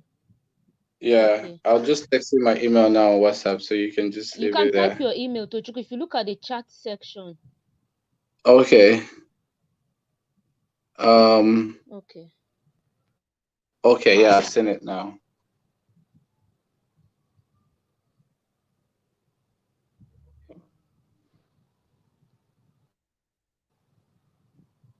So So guys, like we've been saying, pretty much those are some of the opportunities that exist here, the digital economy opportunities that exist here that we all can leverage. If you've been thinking of coming to Africa to do business, then I think this is time for you to really put concrete steps to your plans and come to Africa, you know.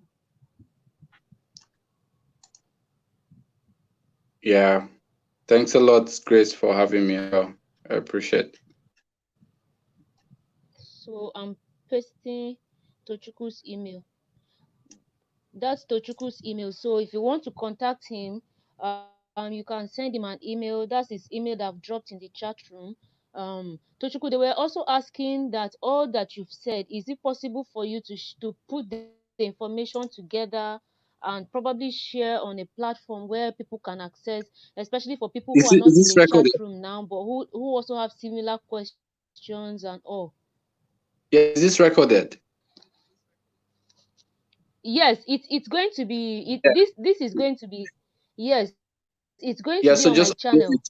It's going to be on my Oh, great. channel, Just so upload it to anyone your who clicks channel. on it to watch will get it. But people, Yeah, I can upload it. some people feel like you are such a resource, you have so much information that you probably haven't shared all, and there are more information that you to sit down and think through. You might still have Yeah, to share. So if it were possible to put it together, and put yeah. on a platform somewhere and then share the link with us, I could put the link on Okay. this live chat in the description box on my Okay. channel, so that anyone who needs more information can click on it and then go to the Yeah. platform. Oh, okay. I know how to sort that out. I know how to sort it out.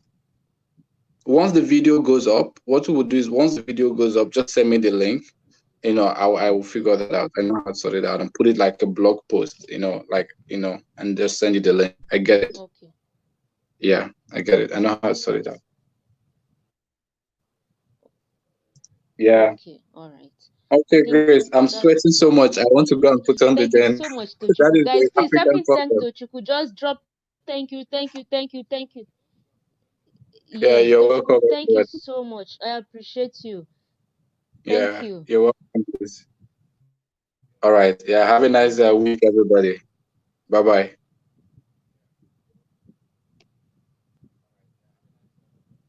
All right, thanks. You too. Bye. So you can see leave chat. Okay. All right, guys. So that's it. That has been it with Tochukwu. I thank you all so much for coming. Learned and acquired a lot of information and answers to some of the burning questions you've been having with regards to doing business in Africa and in Nigeria. If you have more questions, like I always say, you can you can you can always put the questions in the comment section, and once I see the questions or the concerns are a burning issue amongst you, I'll work on seeing how or to probably give you answers. So next Sunday we are going to have another live stream just like this one on to talk with you on another aspect that I think a lot of Africans and African Americans in the area of pharmaceuticals. So I'm going to be bringing somebody in that area an expert as well to come share insights and answering all of your questions and addressing some of your concerns. So like I always say, keep a date with me next Sunday, same time, 5 p.m.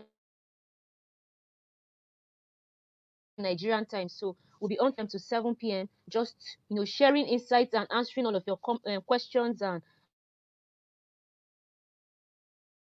addressing some of your concerns. So we'll be doing this moving forward every weekend, every Sunday, every Sunday. So thank you all so much for coming. I appreciate it. And if you've enjoyed this conversation, you probably know someone else who would need to hear some of this information. So if you have other information that Tochukwu has shared, please share the live stream to your social media and let more people get access to this information. As many who want to come do business on the continent are here, and we can only just keep talking about it. And it's important for us to also take action. So if you have other information that Tochukwu has shared, please share it. other concerns, like I someone to come up here and share insights and answer your questions about them, let me let me know so that seeing you the resource person to come and talk to you. So thank you so much, guys. I would like to call it a day here. If you have a question or any comments to make with regards to this, then feel free. Or if there's someone who wants to come up on the live stream to add to what we've been discussing and sharing, please indicate in the chat room so that I can drop the link for you to also come on live, share your insights.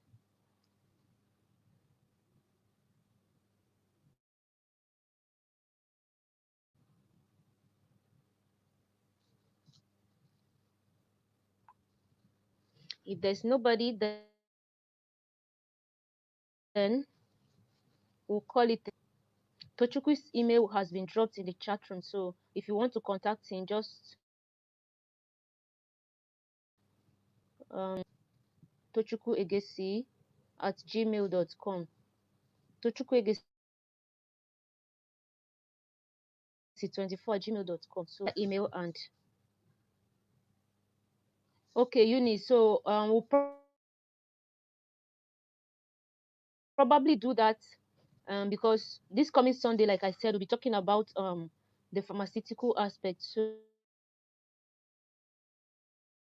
So upper Sunday we'll be talking about sure. So just keep a date with us, and Eunice, I'll keep you posted and just share information with you as much as Grace and the guests for sharing the info. You are very much welcome. Very much welcome. It's our pleasure doing this. So stay safe, stay healthy, and I'll see you on my channel in the course of the week as we do as usual, just sharing, interacting in the comment section like we always do. Like I always say, share the videos. Let's get more. Come join us and let it become a big family that we constantly share ideas and insights. So school is dismissed for today. School is over. Time to go home.